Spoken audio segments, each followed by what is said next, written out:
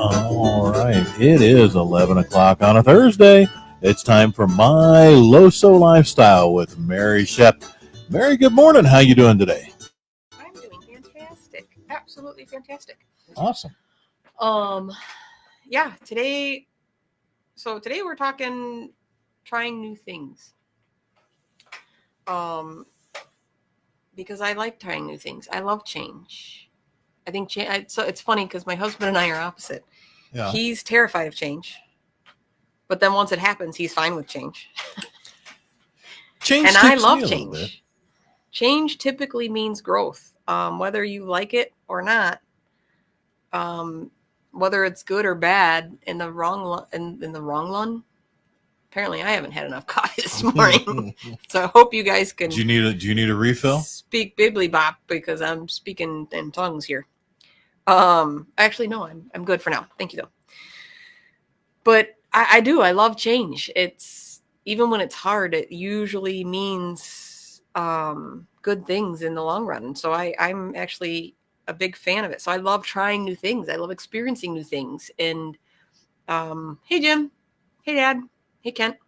So when you were open to change or experiencing new things, me personally, I don't know. I feel like you're a happier person. You're open to sharing yourself as well as other people sharing themselves with you. I just happen to do it through food, mostly because it's what I have the most patience for. If you want to tell me about, a new dish you made, I will sit and listen to you for hours. If you want to tell me how your dog died, I might grow impatient. I'm a horrible person. If it's food related, I'm good and I like change. I could make the story very short of how one of our dogs died, but he died. Oh yeah, he died. Yeah, right. Mid bounce, went doink doink doink, flop, and that was it. That's so horrible. So, starting off on a somber note this morning on a gloomy Thursday afternoon with crappy rain. Speaking of crappy rain, total side tangent to start my show. Yesterday, sitting there eating lunch, a couple friends, hear my husband from the other room make a comment how the tree just fell. Like legit, the tree just fell. I was like, what? And half of our tree went down. The village is fantastic. I live the village of Fox River Grove now.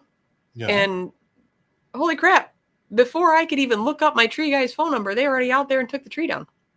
Really? On that note, my tree guy, who's also awesome, if you don't know him, and most people do in our area, Mark's Tree Service, he was out today to assess, because we still need the tree down. They didn't take the whole tree. They just took the part of it that fell. But holy crap. But it was funny because yesterday, sitting and having brunch with my girlfriends was what made me think of doing this show, is trying new things. Because one of the recipes that I make often is Bordeaux mushrooms or wine mushrooms. It takes 2 days to make it. It's a lengthy process. And it's, little white button mushrooms. I use Cabernet just because I like the flavor that Cabernet brings. Dill seeds, garlic, a boatload of butter, and either chicken or vegetarian stock, depending on, if you want to keep it vegetarian or not. Sometimes I'll add a little Worcestershire sauce to it. But very good. As Pete is chewing through the show. Mm-hmm. But it's one of my husband's favorite dishes, and he loves them. He eats them like candy. They're fantastic. I, who used to hate mushrooms, after going low sodium, and so many recipes said use mushrooms. They bring this umami flavor, which is true. So I discovered in my research and in my change from going from salt to no salt that I had to find all these ways to bring flavor. And I kept resisting the mushroom, even though everything says, acids like lemon and lime, and orange juices and tomatoes, or balsamics and vinegars, and mushrooms and stuff like that to bring this umami flavor, or heat, spices, capsaicin, any pepper, red pepper flakes, Tabasco sauce, stuff like that. Mhm. Brings a flavor, or what I call like that punch to the throat. That salt brings you that kick of flavor, and these acids and vinegars and stuff like that, and hot sauces is what brings that kick. Well, mushrooms will bring you that same kind of umami. But because I hated mushrooms all my life, you asked what I wanted on pizza, and it was no fish, no fungus. Everything else was fair game. Come to discover, it was the texture of the mushroom that I didn't care for. Ah, okay. So I could pick off mushrooms off a pizza and be fine with the flavor that it left. Or mushrooms in a soup or whatever, I would spit the mushrooms out. It was always a textural component. So if they're cooked properly, I was okay with it. Because that, obviously, it's nothing but mushrooms, wine, and garlic. No, it's freaking good. So, and dill seed, which surprises a lot of people. Dill isn't just for pickles. You should try using dill seed to cook with sometimes. It's not at all. It's just blended in there. You don't it's not really at all taste the dill. Yeah. It's very slight. It's like an undertone on those. And I'm talking a lot about this like I know what I'm talking about. But you're a mushroom aficionado. Mushroom connoisseur. Yeah. But yeah, so freaking love mushrooms. I decided to make this dish for my husband, knowing full well that I'm not a mushroom person. Obviously, it's very mushroom forward. They are just slow roasted mushrooms, or I shouldn't say roasted. That's the wrong term. Slow cooked. You literally cook them in wine and broth for like 20 hours. So it's either you cook them and put them in the fridge and then reheat them the next day and reduce it into a nice sauce. I cheat and don't do it the way you're supposed to do it. The proper way to do it is to actually cook it for like a day in the wine and broth and everything, and the garlic and dill and pearl onions. And then the next day, actually reduce it down, the sauce, reduce it down, add the butter to make it actually form a thick sauce. I cheat and just throw it all in a freaking crock pot and let it cook for 20 million hours. And then the next day I just reduce the sauce down so it gets really rich. It's not thick like it's supposed to be. If you cook it the right way and actually produce a proper wine sauce where it's actually a thick glazed type sauce, it tastes the same to me either way. I mean, there is something about the mouthfeel when you do it properly, but whatever, it's still really good. My husband doesn't care. He eats them by the bowl full. I'm eating these out of a plastic baggie he didn't even heat with them a up. plastic They're like the chunks of butter still floating on the side where you just, Yeah, I'm just digging into it like it's a cold treat. So, and they're freaking awesome. I think there's like 3 or 4 of these left already. Like 2 cups of mushrooms. Yeah, there were 2 cups of these, and I'm like just plowing through them like they're nobody's business, and they're friggin' awesome. Yeah. So, but that's the thing is, you trying new things, and I love that I love to be able to, it's almost in the stories behind all of my food. Like this one, my husband, I was asking him to make something new. He says, yeah, I used to try this dish. I used to love it all the time. And he was legitimately trying to remember where it came from. Like he just remembered the dish, not the experience of where he had it. And sometimes that's how it is. It's not always the food that makes you remember the experience. Sometimes it's just the experience that makes you remember the food, and you forget one or the other. And it, after finally figuring it out and researching, because all he said was, I think there's mushrooms and wine in it, and it takes forever, like days. It's like, okay. Come to find it was one of his ex-girlfriend's recipes. Well, actually his ex-girlfriend's like mom or grandma or something who used to always make it for events. And it doesn't bother the fact that it's the dish that he enjoys is why I still make it. I could care less about his ex-girlfriend. I'm the one with a ring on my finger, so I don't really give a shit about that part. But the memory that something so simple as food can bring to you, to be able to share, it's just fun for me to share those bits and to experience those things and to experience the change and be open to trying those new things. Well, and there's the fact that of that entire relationship, the only thing positive he retained out of that was the mushrooms. So the experience with the food. So I don't think you've got anything to worry about there at all. So yeah. But that's what's so funny is a lot of times when people think about trying new things, they think about children. because more often than not, you think of picky eaters being associated with children. So it's one of those things where I think it's funny because more often than not, you come across picky eaters as adults than children are, but children as a whole, I think the studies show that most children are still developing their tastes between the ages of like 5 and 7. And that's all influenced by, the people around them. It's adults don't have an excuse. Like, yes, your taste palette was essentially set when you were 5 to 7 years old. Yeah. So I'm never going to convince you that you're going to like bananas. So unless something catastrophic happens that physically changes the structure, like if you had a cancer or a tumor or something that actually changes your palate, which can happen, brain injuries and nerve injuries and things like that can happen, or allergies. But I'm not gonna suddenly be able to give you a banana one day and say you're gonna like this, or I'm gonna make it in a way that you're gonna like it. No, because I know as an adult, I know banana, right. The smell, the taste, the texture is just gonna make me retch. Mm-hmm. I can hardly hold them. I can't hold them. If I actually eat one, it's immediately coming back up. Right. It's just, yeah. But when it comes to being picky, that is a choice. As an adult, it is your choice to try new things. And I know that there are people who have anxieties around that, and I get it. I'm not saying that it's always easy for everybody, because everybody's different, and I get that.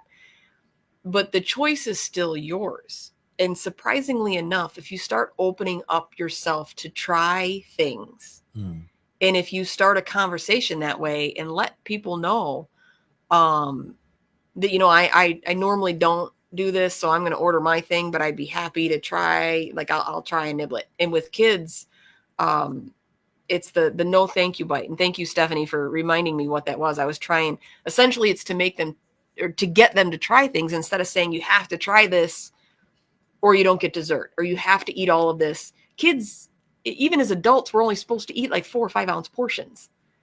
So don't be shocked that your kid eats like 5 grapes and is full. Yeah. So if you can get them to try it and say no thank you, and that's the no thank you bite. And that mine was always try 2 bites. That's all I ask. I don't want you to eat the whole thing. So even if it's a cherry tomato, I don't care if you take the smallest little bite 2 times and leave half the cherry tomato. If you try it and say no thank you, sometimes just being exposed to things. Like if you've never had a banana, just the smell alone could be like, holy crap. If it's a ripe banana or cantaloupe, certain things have a strong smell. Oh yeah, cantaloupe. Like I will eat cantaloupe. I haven't even tried it. I can't get past the smell of it. It makes me puke. But it has an odd odor. It does. So sometimes it's purely an exposure. Yeah, I will eat cantaloupe. We had that when we were little, and but it has to be cold. I cannot. Yeah. It's hard to actually put warm cantaloupe in my mouth. Ugh. It's just kind of gross. Yeah. The flavor is still all right, but it's got to be cold. Like now, honeydew melon. To me, they're the same. They smell exactly the same. They do have a very similar odor, but honeydew tastes so much different. Yeah, I can't. And I do enjoy it, but again, I can't really do warm. It cannot be room temperature. It's got to be out of the fridge. Yeah. So and again, I don't beat down a path for those. If they happen to be around and it's cold, I might, and I might only eat 1 or 2, like little cubes, and I'm done. I'm good. I'm fine. That's about the extent of, I just don't do fruit and veg. I should have taken a picture of it. My wife made some green beans that I actually ate. See, that's one of my favorites. I love. I know beans. You do, and I'm like, they were on my plate, and I'm like, hey, put green beans on. She put bacon in it. No, they were green, and they were beans, and they had a little. That's usually what green beans are. Yeah, they had a little sprinkling of white cheese, some sort of white cheese on them. And a little butter. So Kent's got this is a family show. I mean, I know that I don't mark it as kid friendly because I swear every once in a while, and I literally just told my neighbor that her son could subscribe to my YouTube channel. And Ken says he loves a good melon. We all love a good melon, Ken. You know, all love a good melon. Thanks a lot. But yeah, so it's just funny to me because I love trying new things, and I love getting other people to try new things. So, you know, it's just that little bit to have somebody else experience something. And it's funny because even if you hate it, like the experience with you with that smoothie, even if you hate it, you still have a good experience. We had a great laugh over it. You spit it out. You didn't puke, so that was a good bonus. No, I did not. You know, you made it through without throwing it out. To your credit, I did not throw up on that. But it wasn't an actual, the banana was just in it, and I just took a small, I couldn't talk for a while. But the fact that you try it and have that experience and move forward past it is still a good experience, and it's still a good memory. So even I'm happy that I tried it. Right. I am happy that I tried it. It wasn't for me. Right, exactly. And that's what's so funny to me is you get so terrified of trying these things, or you know, you build it up something like that. You're terrified that you're gonna puke, whether anybody sees it or not. Just that, a lot of times with people, will build up the anxiety to say, I'm not gonna try it. I'm not gonna make the attempt. I'm not gonna make the effort. But it's so funny how something so stupid of actually taking a little sip of a disgusting smoothie, you still feel a sense of accomplishment. Like, screw you, I tried it and I didn't puke. Like, woohoo, cool, point for me. And to be fair, I've puked so many times in my life that that's not that in and of itself is not a deterrent. I know what that is. I know what it's like, and I'm like, if it comes up, it comes up. If it doesn't, then hey. Right. But it's not, throwing up is not the end of my life. So. And the same with me. I've had, as obviously I have a show about low sodium because I have advanced liver disease. So, I mean, I'm no stranger to gut issues. No. But, you know, I have a lot of friends who do have such a sordid relationship with food that they do. There is such an anxiety that builds up over eating too much, eating too little, eating the right things, eating the wrong things. And, you know, even a social anxiety that comes along with being a picky eater and having to be invited to dinner with friends. You know, those anxieties are real things. So if you can start at home to try new things, try little bits here and there, it opens you up to be able to say, okay, I ate mushrooms at home and I found a way that I liked them. Maybe if a chef at an actual restaurant who knows how to cook them. So I was exposed to, with my farm group, Fresh from the Farm, McHenry County, I discovered a place here locally that I didn't know about. And apparently there's a lot of people who are mushroom people in our area. And I need to learn more about mushrooms because somebody else posted how they found some mushrooms just over the border. People. Yeah. Not that kind. You and Kent's on a tangent on my chat feed here about melons. He's in his own little world having a conversation with himself about melons. And Pete over here talking about switching over to the different kind of mushrooms, the shrooms. But no, this person showed these mushrooms that literally look like something you would see in a cave, like, you know, salt crystals forming over a waterfall, these beautiful mushrooms that are edible. Of course, I don't know enough about mushrooms to go in my backyard and pick them to eat them, which makes me want to learn more because there are a lot of edible mushrooms around here. Everybody mostly knows the morel mushrooms that you can eat, that you can hunt and pick. But Crystal Lake mushrooms, local place, they cultivate and grow their own mushrooms, and she introduced me to lion's mane mushrooms. And even still, I've learned to like mushrooms. I use them very often now. I'm still not a mushroom person. Like you are eating those out of this bag. Yeah. I'm not that much of a mushroom person yet. Oh. It's still too strong of a flavor, but I do love the flavor that it imparts in my dish, and I do use them a lot. Probably twice a week now. But to have just a straight, like vegetarians, just a straight mushroom, you know, stuffed portobello or whatever, I love those, things like that. The lion's mane mushroom, you can literally slice it like a head of cauliflower and they're beautiful. They're fuzzy, and they're I don't think gorgeous. I've ever had one of those. Oh my gosh, the flavor, they're soft and sweet like scallops, but they taste like mushrooms. So they don't taste like fish, but they have it's literally just fried them up. It was so fantastic. But to try something new like that is just so much fun for me. And to be able to get other people to do that is awesome. So as an adult, you have that choice. You actually, and Stephanie took some mushrooms home as well. Stephanie from Steph's Books. She just posted that the mushrooms are amazing in my mouth. You got phrasing. Where else are you going to put them? I would have been more concerned if she said they were amazing somewhere else. Yeah, that's exactly appropriate. I think. I'm cracking up. My husband's probably laughing his ass off at home. It's because I agree with her, because they've been in my mouth and they're fan-friggin-tastic.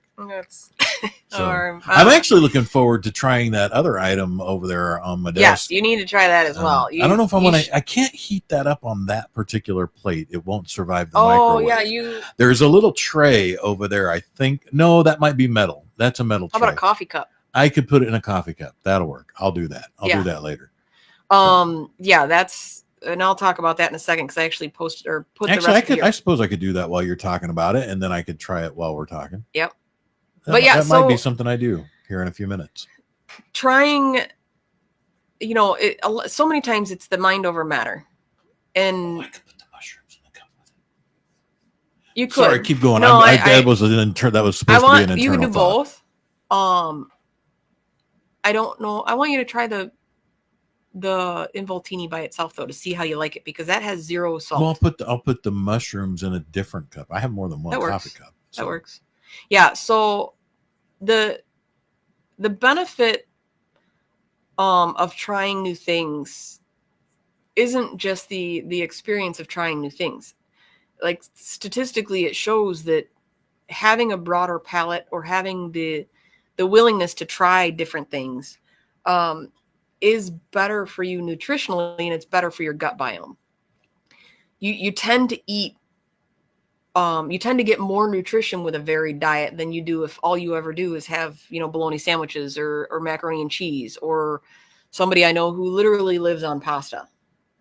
And all he has is gut problems. That's all all the time, massive gut issues. I'm like, you probably have a gluten sensitivity. Because you're eating store-bought crappy pasta. And we discussed this quite at length when we did our episode with Kim Nordine about milling your own flour.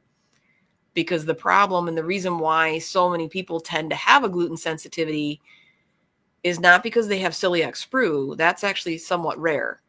That's an actual autoimmune disease. But gluten sensitivity is because commercially processed flours are stripped of so many different parts. So if you have 10 parts to a grain that gets milled into flour, if you remove 8 of those parts, you're left with essentially gluten and sawdust. you take the oils and the wheat germs, put it over a little ice cream. You take out, and it was an amazing episode. We should probably do a best of and replay that one, or I should just have Kim back on my show. Kim Nordine, I'm going to make you watch my show, and you're going to come back. And I should probably get some flour from her.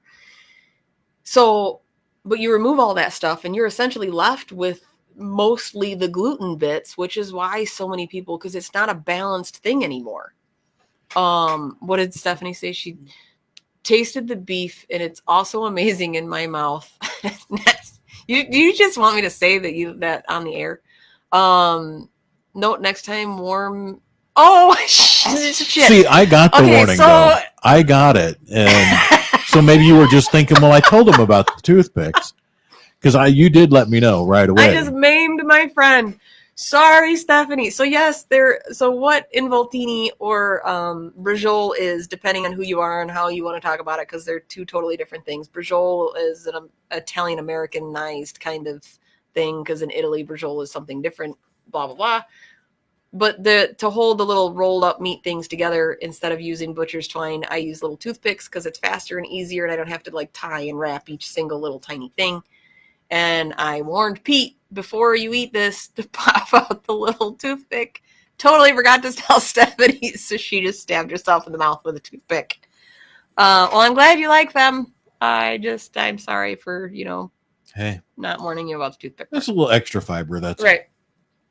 But that's the thing. So you do get more of a varied diet when you eat varied things. I mean, that's common sense. Obviously, if you're open to trying new things, you can start to have a more varied diet, and you get more nutrition, and you tend to also get more pre and probiotics.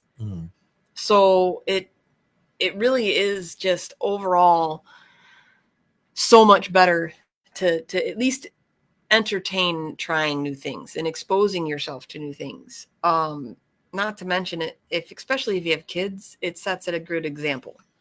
Yeah. You don't have to like it. My wife always, she would make what she liked. And it was always common for her to make 2 or 3 different meals for each meal, because she grew up with the, clear your plate or you don't leave the table. I grew up with, hey, there's starving kids in China, so you better eat those Brussels sprouts. And I knew darn well that, hey, if this is all there is, it's all there is. It's just the way it was. I can stomach Brussels sprouts now if they're coated in butter or something else, but and I'm a cabbage lover. Our kids were pretty much, they ate, especially when I was an at-home dad, they ate what I ate, because I'm not going to make 5 different things like my wife will. Is just incredibly patient with that. And so my daughter now has very much, who was the youngest, very much my taste palette, and I still get crap for feeding her super hot chili when she was a wee baby, but she kept opening her mouth and letting me put the spoon in, so she was like, yeah, I'll eat more. So I didn't, and that's, she developed a palate for hot sauce, hot stuff, hot dishes from a wee baby. Yeah, I don't ever remember being forced to eat. Like, I don't, and maybe I'm wrong. Maybe I just didn't care. I mean, everybody has different memories, but I mean, my sister's memories might be different than mine. I don't ever remember being, you have to eat your plate. You have to clear everything. You have to eat this. This is what I made. So either eat it or don't. Like, if you don't want it, you don't want it. If you don't eat it, you don't eat it. You're going to eat eventually. And that was the thing. And then once you get old enough, it's like, okay, I made this. So if I made spaghetti, you don't want spaghetti, then don't eat spaghetti. You're old enough now, you can go in the kitchen and make something yourself. And when I was little, it was, it was clean your plate, but it was also backed up by, look, this is what there is today. If you are hungry, you'll eat this. If you're not hungry, then you won't. So, there are no other options. It's what's in front of you or the carpet. There you go. Right. And that's, it's, and I honestly, my dad even said, you're not forced. And I think that's part of the reason why I have a good relationship with food is it was never necessarily pushed on us. Like kids today, it seems like everybody's got a chef in their kitchen and they're, it's like if they want to, and you want to foster that, fine. But at the same time, it was just, if I wanted to be a part of what my dad or my mom or anybody was cooking, I could be a part of it. If I didn't, I didn't. And the same at the dinner table. It's like, we made this. So either you eat green beans or you don't eat green beans. And that was the end of it. It was just, and I think that's so much of that. It's funny to me when people have that, you have to eat this, you have to eat more. Like, dude, kids have tiny itty bitty little stuff. Even as an adult, especially somebody like me with liver disease, the actual, a friend of mine, her friend just recently found out she's got liver cancer. So of course she texted me and said, what's your advice? How different is a liver cancer diet versus your liver, your cirrhosis diet? And it's pretty much the same. They might tell her to watch, iodine and salt, depending on what kind of cancer treatment she has, but it's the same. You're better off eating a bunch of small meals throughout the day. Like if you think of before modern times, it was you ate what you could when you could. So you had little snacks of nuts and berries and little itty bitty, you shot one animal And every person got one little tiny 3 or 4 ounce piece of meat across an entire tribe of people.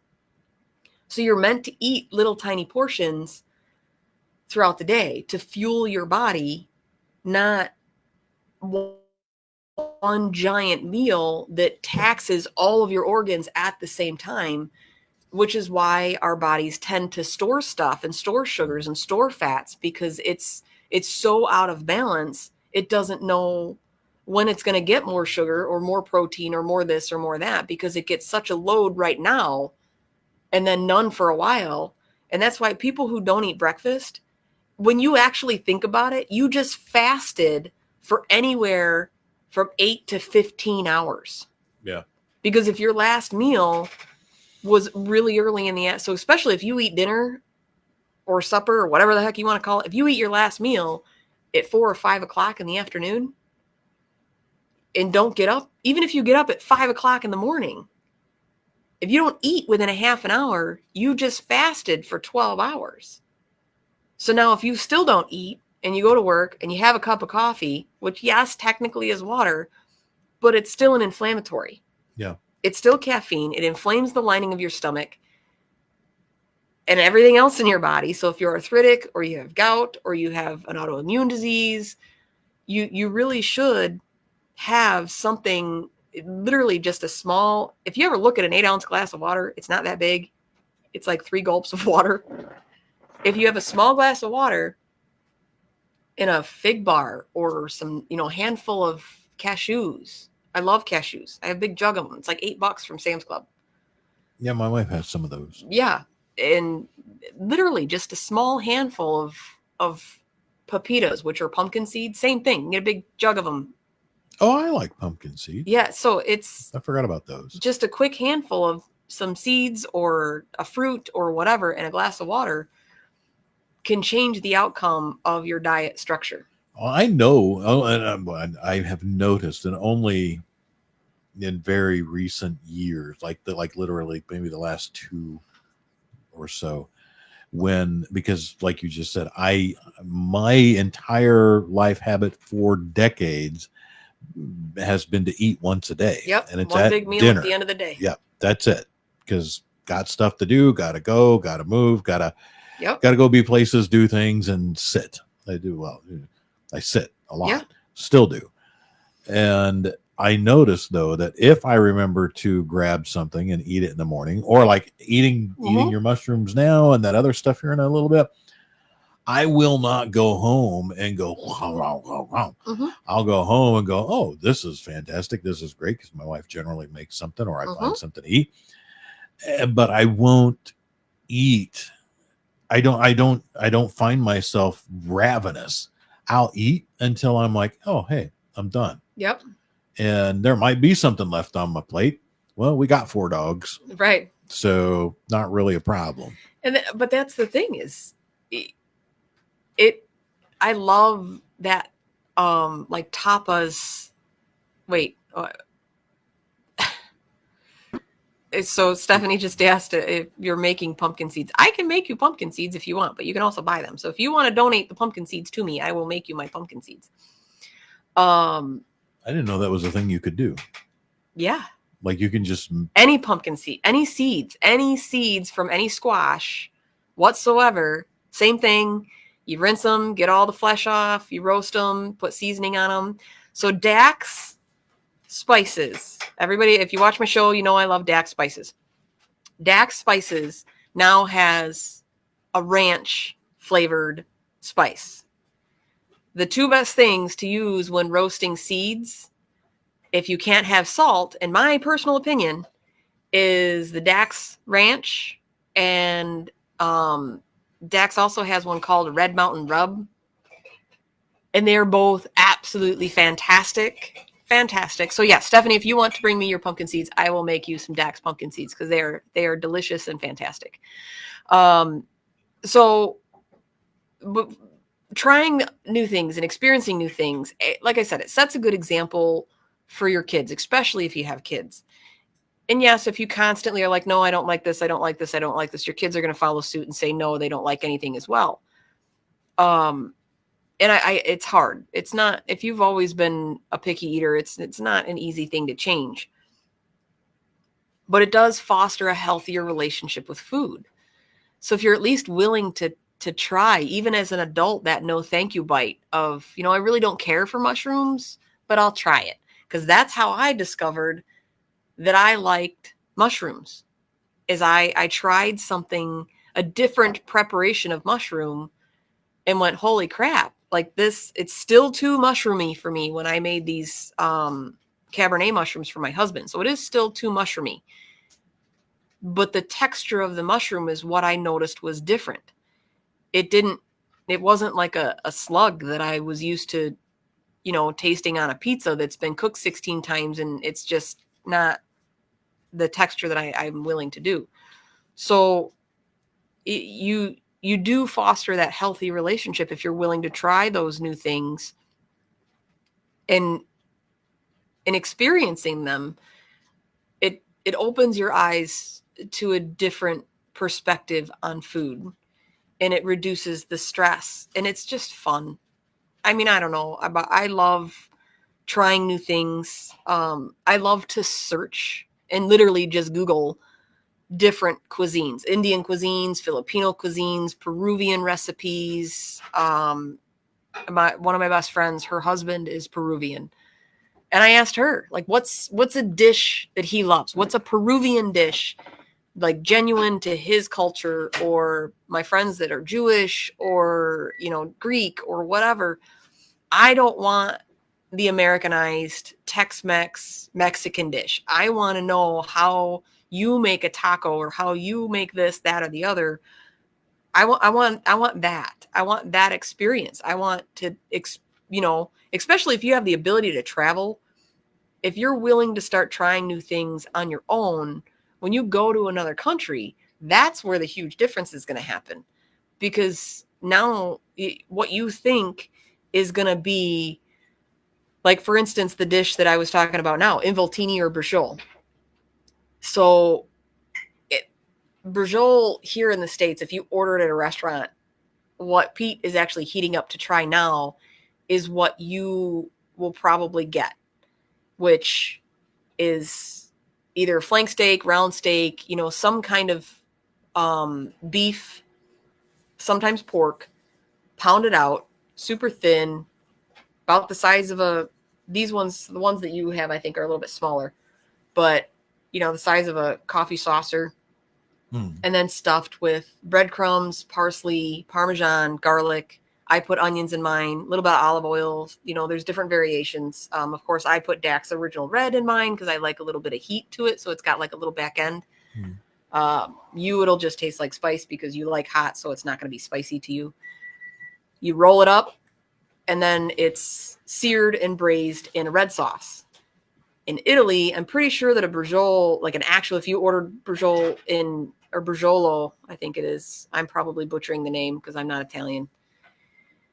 In Italy, I think that it is a breaded pork cutlet that's fried. So it's a little bit different. But in Italy, if you wanted what this dish is, it'd be called an involtini, which is, rolled pork or beef or eggplant or whatever with breadcrumbs and whatnot inside of it.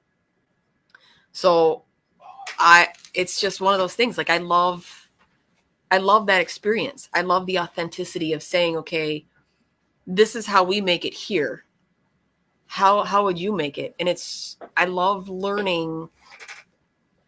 So many times, so much is Americanized, which is fine. But did you forget about the toothpick? No, I took the toothpick. Okay. I don't need to stab two people in one day. No, I took the toothpick out before I even put it in the mug to put it in the microwave. And I tell you right now, if we only had a thing called smell-o-vision, you guys, it's good though, right? Now that is zero. I could just sit here salt. and sniff this for a while. Oh, it smells so freaking good. So that is 0 salt. 0 salt.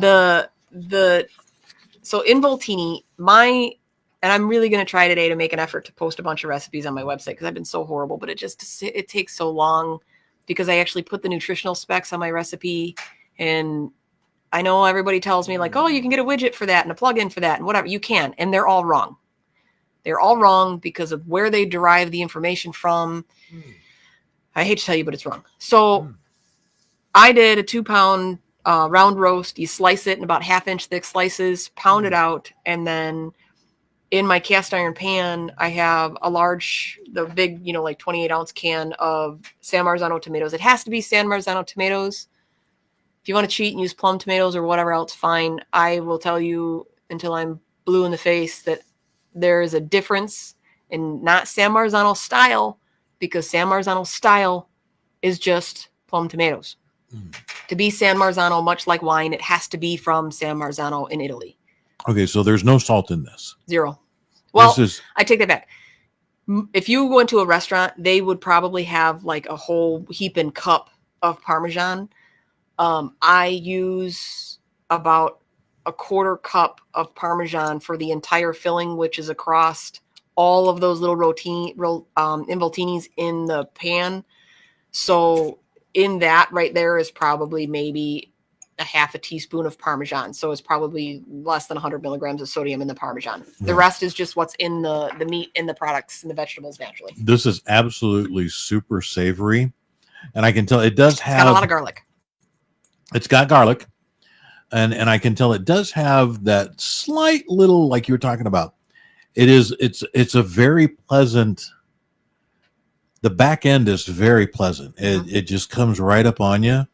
And it's not warmth. It's not a spice. It's warm. Yeah. It's not spicy. It's not. I mean, it doesn't burn your tongue like a jalapeno or something where it leaves that residual. No, I wouldn't actually call this spicy. No, it's savory. Yeah.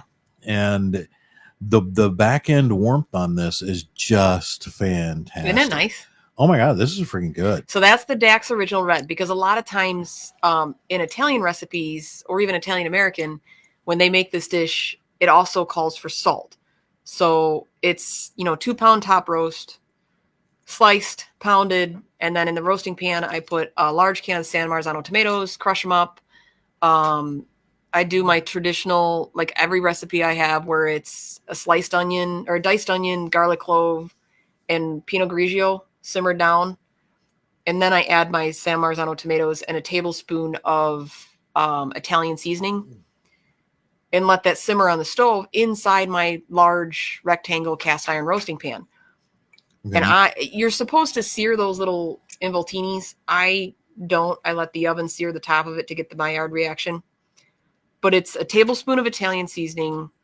I'm sorry, that was in the sauce. It's a cup of panko breadcrumbs, a 1/4 cup of Parmesan, a 1/2 cup of chopped fresh parsley, 3 tablespoons of olive oil, a tablespoon of the Dax Original Red, and 3 grated garlic cloves mixed up. And then that is, you coat your pounded out meat with it, roll it up. You could use butcher's time to tie it. I use a little toothpick, hence me stabbing Stephanie in the face with a toothpick. And I think I would take a toothpick to the face for these mushrooms once they're heated. I almost regret having eaten almost that entire bag cold, because I wanted to taste these before they got cool, because I put these in the microwave the same with they're good warm.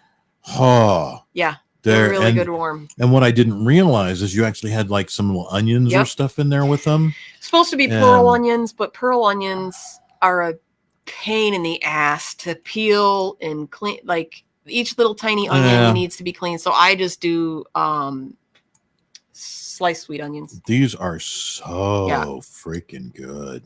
But that's, these really are. Some buck. Man. Pete's in his own little world over there with my food, and the studio smells amazing. So Kent, I hope you don't have to come to the studio today, because he does. He already ate all of the mushrooms, and Stephanie took the rest of the involtini. So I'll have to make you something else. Sorry, dude. We have a weekly company meeting. Oh. And we had to move it back to this afternoon because he had stuff going on this morning. So did I. That's funny. So otherwise, he might have had. Now he could have still come in. Yeah, for your show, could crash my show, but he had actual work to do. But dude, it may still. He might be here somewhere around 2:30 ish. Yeah, it may still smell good in here. Probably. But that's all you're going to get is the smell out of this one. Sorry, bub. The funny thing, and that's what's so funny is, see, there you go, Kent. You'll have to go down to Steph's office, and she saved one for you, so you got one. There so he gets to try the Involtini. See what a good neighbor she is. When I brought what did I make?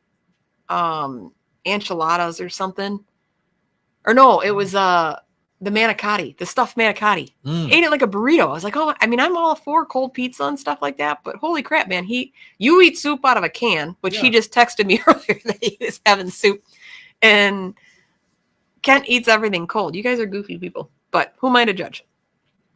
So the other one that I made, because trying new things, I'm trying to, I make the same or similar stuff all the time.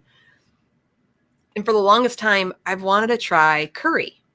So last week when you mentioned curried spinach risotto, so I made curried spinach risotto.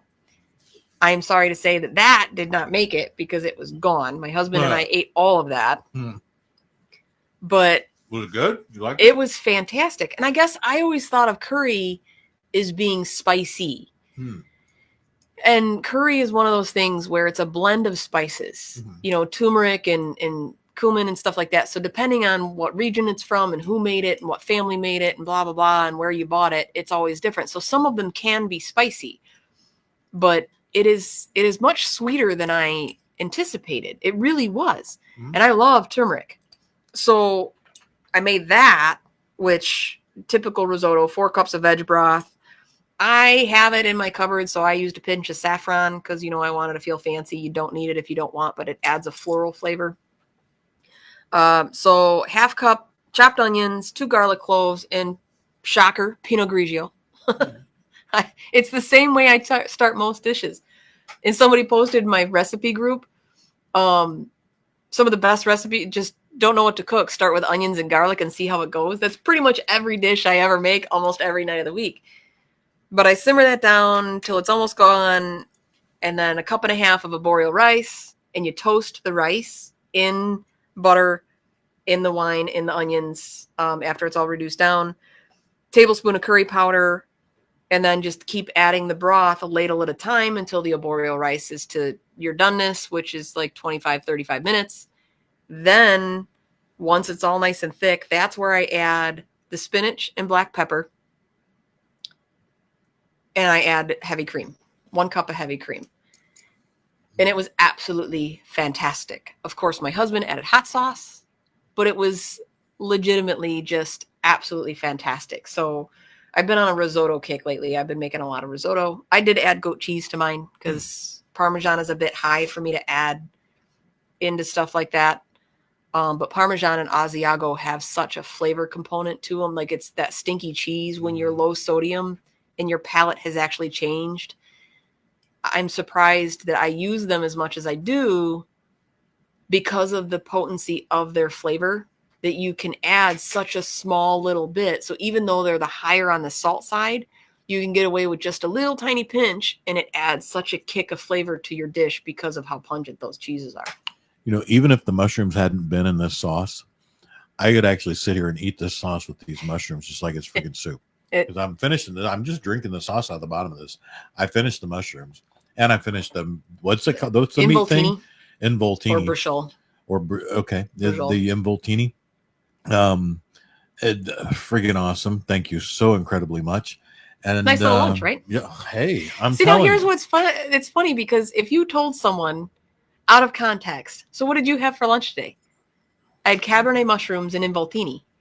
Like sounds like a fancy thing. They would think I'm a little pinkies up sort of fella. Right. In all honesty, the mushrooms sat in a crock pot literally overnight on my kitchen counter, which my husband hates. I know crock pots are made for that, but he's one of those people that's just like, this is gonna burn the house down. Especially since our house is, 150,000 years old.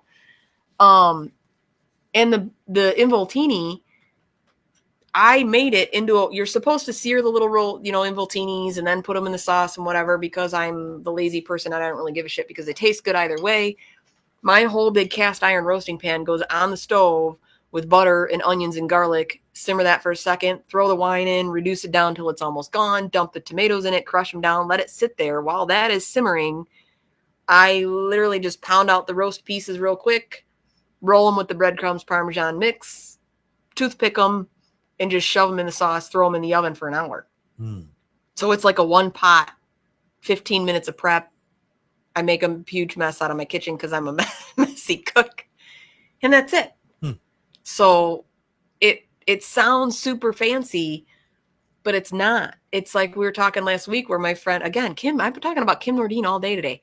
I should have tagged her so she knew I was going to be talking about her all day. Her haricot vert, like the green beans and the pommes aligot, you know, it's just a French way or an Italian way, or that's where, you know, experiencing new things. Like lomo saltado is a Peruvian dish. It's just beef and potatoes. It's like a stir fry of flank steak with French fries. Well, carne asada. See, I think that if you simply say things in French or Italian or Peruvian, whatever language that is, you're suddenly fancy. You can make anything. And of course, over fancy, there, they're looking at it as like, you're an idiot and you didn't pronounce it right. Yeah. You know what, though? Hey, it sounded fantastic. I wonder if any American dishes sound fancy to them. Burger. Well, you know, Steve Martin did that whole thing in the Pink Panther with hamburger. Right.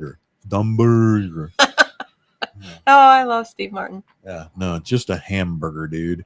The other one's burger and fries. I haven't tried it yet, but the next one I want to try is bulgogi. It's a Korean dish. Again, it's a beef kind of dish.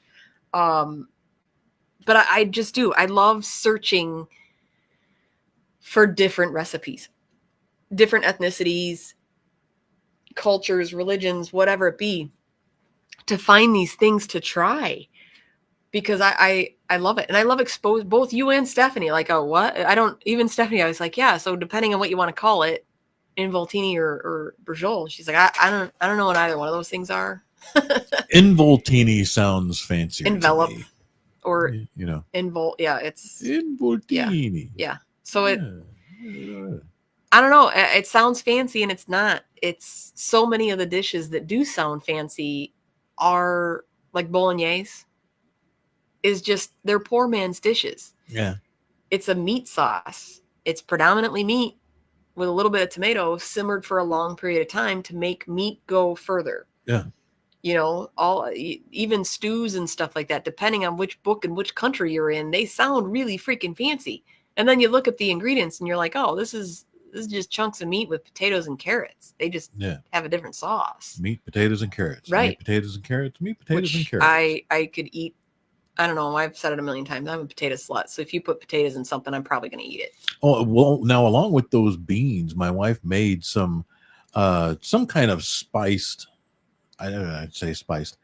They were scalloped potatoes. They were, just thinly cut, but they were butter and then some kind of something wonderful on them, because we need to know what the something wonderful is. Freaking good.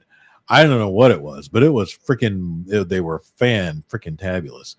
So it was that, and then it was burgers. That sounds like a perfect meal. Is hamburgers, and I only did bun on one because she made two. I can't do more than one bun anymore. You know, I can't do that much bread anymore. I actually just can't. My husband and I just says no, thank you. My husband and I have actually discovered that the one day years ago we didn't. I didn't have any buns, or bread, because even as a kid, like if there wasn't buns in the house, it was just straight up Wonder Bread. Yeah, and that's probably why. Which turned pink when you put ketchup on it, but right. Hey. And it's probably why so many of us don't like the bun to meat ratio on your burgers, because if you grew up having Wonder Bread as your bun for your hamburger, like it was predominantly burger. Yeah. Like that just flattened down as a vessel to hold things together, almost like a pocket. But see, I don't like a fat burger either. Like thick. I prefer mine quite thin. I do like the flat top smashed like triple burger where they're all itty bitty quarter-pound burgers, but it's like onions and cheese between it that you get like downtown Chicago. Yeah, that's good. That's good. On a butter bun, those are fantastic. Like a greasy corner with crispy edges on the meat. Yeah. Oh yeah. Yeah. Now I need to go downtown and have a nice flat top burger. I'm good though. Thank you very much. I had. It was tasty. What was that 2 cups of mushrooms you just gave me? About that, yeah. Yeah, and they're all gone.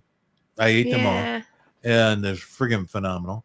They are tasty. And then that involtini. Involtini. Yeah, that's the next thing. And I got to figure out what I got to make for dinner tonight, because I'm on this kick of wanting to try different things. And it's funny because even when I tried different things, the base, because I don't have an involtini recipe. Hey, Ted. I don't, I just wing it. I know what's in it. I know enough about food that I know the basis of so many of these recipes. And you can do that.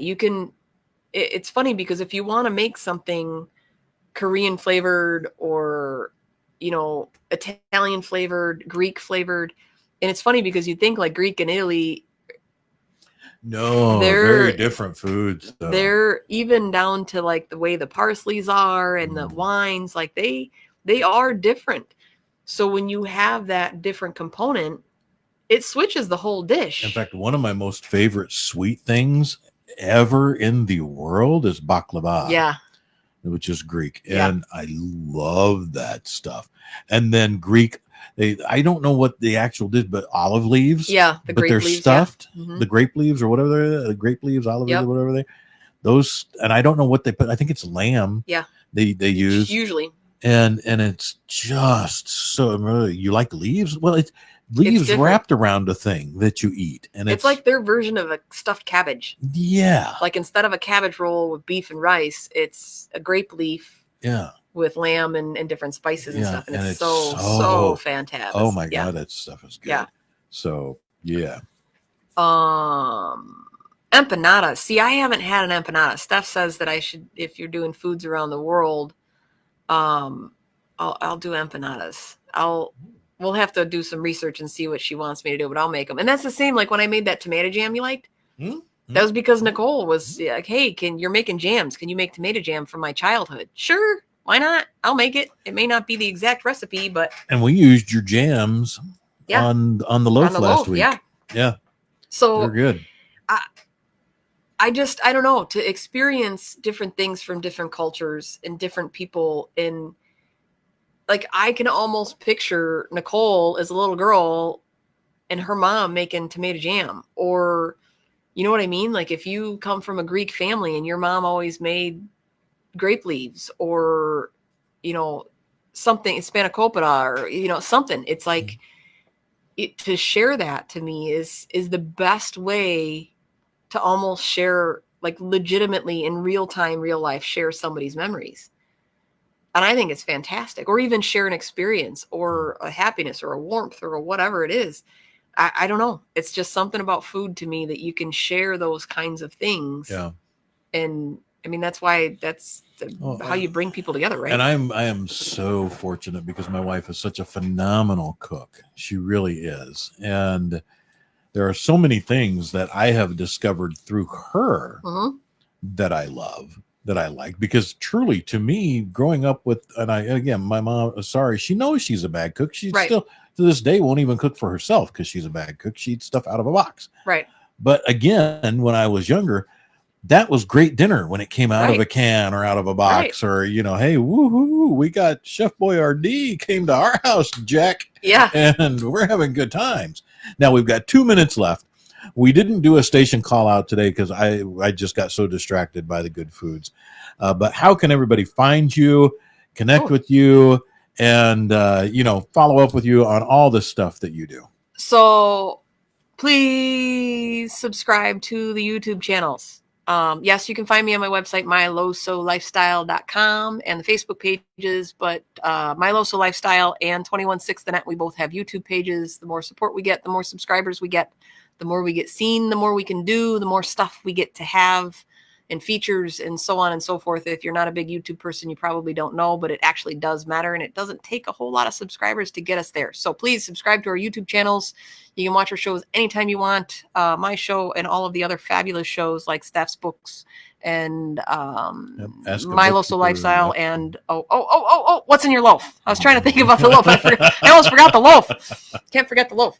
But there's so many different shows you can watch on this. So my website, YouTube channel, and Facebook page. 3 ways you can support us and find us, and send us suggestions. Whatever you want to hear me talk about, send it in. We'll talk about it.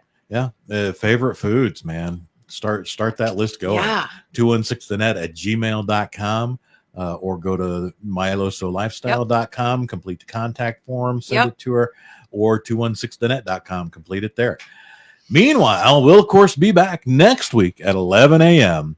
with more Mary Shep and My Loso Lifestyle. Woo-hoo. Thank you all so much for tuning in, hanging out, and having good times with us today. We'll see you next time, folks. Take care. So long.